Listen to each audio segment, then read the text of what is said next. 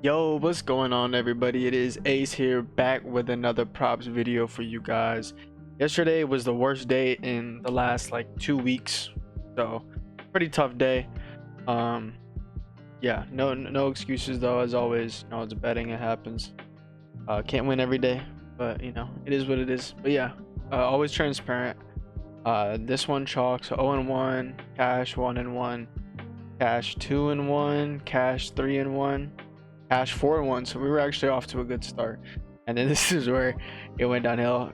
Chalk 4-2, and then cash 5-2, and then we got, bro, the Padres let us down, man. The reads were absolutely amazing. Schwellenbach, he was pitching against the Padres. He was allowing like a 333 batting average against lefties going into the games, and I've loved taking Arias, Merrill, and Profar in really good spots. They've like cashed me every single time this year. So I was super excited to play them because they were facing a pitcher who's allowing 333 against lefties. So I was like, oh yeah, this is amazing.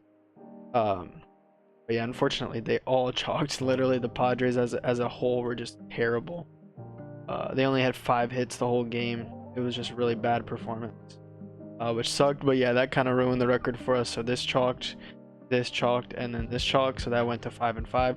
Our top play, Correa hits that cash, so that was like the only like silver lining, I guess, was that the top play, the only 1 unit play cashed. So that's like 14 1 unit plays in a row that have cashed without chalking. That's good. And then this one I gave out on the Twitter, unfortunately chalked, man. The read, I really liked the read on this. I was super surprised that the odds for this prop were -115. I thought it was really good read. I mean, Schoolball even got not shelled, but he gave up 3 runs against the Twins. So I really like that prop, but unfortunately, just happens, man. Some things just happens. It doesn't go our way every single time. That's why it's called gambling. After the last 2 weeks that we've had, after the last month we've had, can't really be too mad. It's just disappointing, when you're on a heater like that and then you just have a bad day. It's kind of like, damn. You know what I mean? It's like, damn. Not really like humbling, because I get, it's gambling. I already know, like, it's a day-by-day thing. You can get hot, but anything can happen. But yeah, it was kind of lightish somewhat. We only had one unit prop, and mostly 0.5 unit plays, not that many 0.75 unit plays. So again, glad to see that it's not like the 1 unit plays chalking, and glad to see that it's not the 1 unit plays chalking. But still, 50% is garbage, especially on alt lines. For alt lines, I want to be at like 70% hit rate. That's like a good day to me. For alt lines, 70% hit rate, and 50% is just terrible. But it happens, it happens. But yeah, I got 2 props for you guys. If you guys want to join the Discord to get every single play, remember, we are still, recency bias is a thing. I know people are going to see this and be like, oh man, he chalked yesterday, I don't trust this dude anymore. Bro, come on now, it happens, man. Last 2 weeks have been absolutely amazing. We still have an amazing last 2 weeks, up a ton of units last 2 weeks.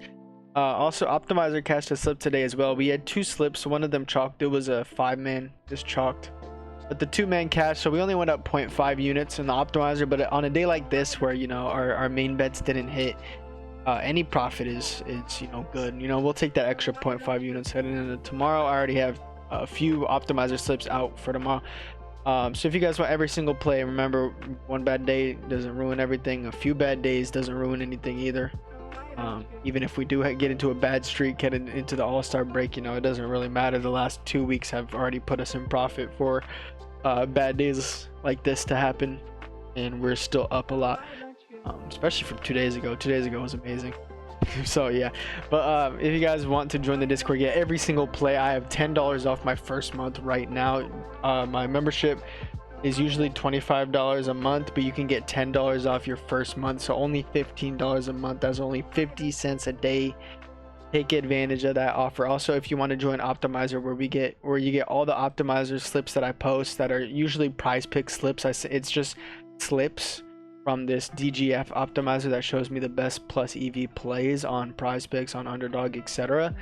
I send out all the slips with a link, so it's super easy to tail. You got to be quick because they do get bumped and taken off the board very, very quickly. But I do send them out with a notification, and then I always send the link out right after. So yeah, if you guys want to join that as well, we are up, what is it now, up 12.25 units. So basically up 12 units in the last 24 days, only on 2-mans. We haven't cashed a 5 or a 6-man. When that shit, or sorry, excuse me, when that shit cashes, when we hit a 5 or 6-man, that's gonna be up insanely units. This 12 unit profit in the last 3.5 weeks is only from cashing 2-man. So take advantage. That is also $5 off your first month. Starter is $10 off your first month, but optimizer is $5 off your first month because it's already only $15 a month regularly. So you can get the first month for only $10 if you want to add that onto your starter membership. I highly recommend that because optimizer has been profiting the last 3.5 weeks easily. So like it's been consistent, very, very consistent. So yeah, take advantage of that. I got 2 props for the YouTube folks. 2 props. The first prop is going to be Trea Turner over 0.5 hits. The best place to play this is parlay play. On sleeper, it's pretty much unplayable odds. Like it's really like not profit at all on sleeper. But on parlay play, this is a pretty good like decent odds considering. I mean, it's still an alt line at the end of the day, but it's on parlay play, it's way better odds than sleeper. So I would definitely take this on parlay play if you're on there. But yeah, let's get into the write-up. So he's cashed this line in his last 24 out of 26 games versus right-handed pitchers. That's 92% hit rate in his last 26 games against right-handed pitchers. He's also batting .352 against right-handed pitchers this season. So very good hit rate on the year, very good batting averages against right-handed pitchers. He's good against both pitchers, but he's even better against right-handed pitchers. So very, very encouraging that he's facing a righty today. Specifically, he's facing Mitch Spence, who's allowing a .257 batting average against right-handed batters. So that's not the best number to be, you know, taking advantage of as a batter facing a pitcher with this batting average allowed. But it's still a pretty decent batting average allowed to be taking advantage of. You know, it's not the best at a matchup, but it's also not the worst. It's a decent matchup. And when these elite batters like Trea Turner, Otani or whatever, when these elite batters get a decent or better matchup, they're usually going to take advantage of that, unless it's like an ace, and Mitch Spence is by all means nowhere near an ace. He's also batting very insanely well against Mitch Spence's favorite pitch. So as you see here, Spence's favorite pitch is going to be his cutter. Uses it at a 39.2% rate. And if we go ahead and check Trea Turner's batting average against that cutter, you'll see that he's batting .529 against the cutter this year. Absolutely insane numbers. .529 against the cutter. And as a whole, against his whole pitch arsenal, Trea Turner's batting a combined .385 against his pitch arsenal. So not only is he batting .529 against Spence's favorite pitch, he's batting .385 against his whole combined arsenal, which is still a very good batting average against a whole combined pitch arsenal. So that's very, very good, very encouraging to hear. Trea Turner over 0.5 hits. I might lean his over 1.5 hits, runs, RBIs, because the Phillies are really good at batting against right-handed pitchers. The Phillies have the 5th best batting average against right-handed pitchers in the last 2 weeks. So pretty good opportunity for him to get a run or an RBI as well. I'll probably lean that, and I'm making this one an official play for a 1 unit. So it is a lower payout. The best odds you could play it on are on parlay play. I would definitely play it on there if you're on there. But to make up for it, I'm making it 1 unit. So pretty confident in this prop. Last 14 1-unit props have hit, so pretty confident in this prop. Trea Turner over 0.5 hits. And then our second prop, our last prop for the YouTube video, all plays are going to be in the Discord. The link to the Discord is in the description of this video. $10 off your first month. Once you join the Discord, reach out to me. We'll get you in there. $10 off your first month. A ton of people out from the YouTube have joined, and you know, they're taking advantage of the last 2 weeks for sure. And they get a whole month, you know what I mean? Like, you get a whole 30 days. But our second prop, last prop for the YouTube video, is going to be Dylan Cease over 17.5 outs. So this dude he gets so many pitches. I'll talk about how much of a leash the Padres give him. But yeah, let's get into this write-up. So he's cashed this line in his last 6 out of 8 home games, as you see here. The Padres, they have the 7th most pitcher-friendly park in the league. So obviously that's where he plays at home, right? So he's playing in the 7th most pitcher-friendly park, so that's very, very good, using that to his advantage. His BB percentage, which is just walk, that's what his walk percentage, that's what it means. I know it's kind of weird that it's called BB, batter's bald. But yeah, basically his walk percentage is 2% lower at home as opposed to on the road. So we love to hear that when we're taking guys out. You know, we want that walk percentage to be low. We don't want that pitch count to get rallied up. As you see here, his walk percentage is 2% lower than at home than it is on the road. So that's good that it's a home game, and it's also 7th most pitcher friendly park in the league. When you're taking a guy's pitcher out, when you're taking a pitcher's outs, excuse me, there are two very important statistics that you want to be aware of, that you want the opposing team to be low ranked in. It's batting average and it's BB percentage. So batting average and walk percentage. Obviously you don't want the team that the pitcher's facing to have a good batting average, because then they're getting on base, they're scoring opportunities for the other team, and when you're allowing a lot of runs, you're going to get pulled. And then you also don't want to face a team that's getting walked a ton, because that's doing the same thing virtually, right? Like, they're getting on base, that's even more scoring opportunities for the other team. And then it's also tallying up your pitch count. These pitchers, they have a certain pitch count that they usually get to. Usually, like for an ace, it's usually like 90 to 100 pitches. We don't want that. Even if a guy gets into like a 10 pitch at bat and then he gets walked and then it's a double play, like, oh, that's good, but still, that's 11 pitches right there on 2 outs that you don't want to face a team that's high in that. Luckily for C's, he's facing the Braves, who in the last 2 weeks, you go ahead and check, in the last 2 weeks, the Braves have the 9th worst batting average against right-handed pitchers. That's going to be a 231 batting average for the team. That's the 9th lowest in the last 2 weeks. And then their walk percentage, their BB percentage, is the 4th lowest in the league in the last 2 weeks as well. So very, very good matchup. Both batting average and walk are in the bottom 10, so that's very good for C's. These numbers are also including Zach Gallen's poor start against them. Zach Gallen did really, really bad against them. Still was able to get 17 outs, so he would have hooked this line. But before Gallen played them, these numbers, their batting average was like 3rd lowest or something. Let's go ahead and check to fact check that real quick. But instead of looking at the last 2 weeks, if we look at the last month, the Braves had the 6th lowest batting average before the Gallen game.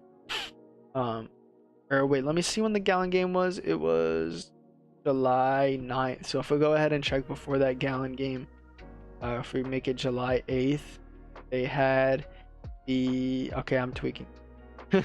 I'm tweaking then. They had the 6th lowest batting average against right-handed pitchers in the last month.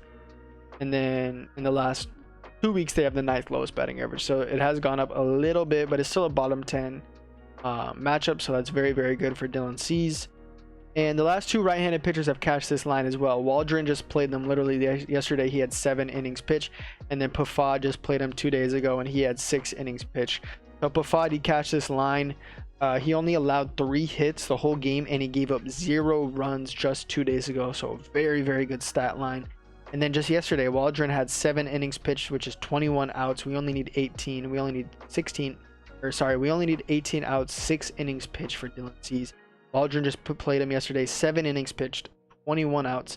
He allowed 6 hits, which is a pretty high number, and he allowed 4 earned runs, which is pretty high, but he still was able to get 7 outs. So that's very, very good to hear, that even with him getting somewhat shelled, that he was still able to get 7 outs. He only had 80 pitches as well, which is pretty crazy. 80 pitches in 7 outs is really, really good. So that's very encouraging to hear that he was able to get that. Even though that he allowed 4 runs, he was still able to get 7 outs on 80 pitches. Very, very encouraging that it was just yesterday, and that's heading into the game of the day. Dylan Cease obviously playing the same team, the Braves, so that's very good. Also, Dylan Cease, he typically gets a very long leash. If you go ahead and check this, he's averaging 99 pitches per game this season, which is insanely high, and he's also gotten 100 plus pitches in his last 5 out of 7 starts. So 104, 104, 106, 102, 103, and then the 2 games that he didn't get 190 and 84, which is still pretty high. 84, he got shelled that game. He got completely destroyed. I'm pretty sure he gave up like 6 or 7 runs or something. He gave up 6 runs that game, so of course he was only going to get 84 pitches.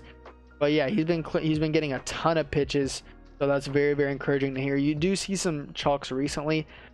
2 of those games were on the road, so not too worried about that. And then these are some pretty tough teams, the Brewers, the Rangers, tough teams, right? So that does explain it. And also the Diamondbacks have been pretty good. In the last 2 weeks, they have like the 10th best batting average against righties, and you're still able to get 21 outs. So that is encouraging to take the over on Dylan Cease as well.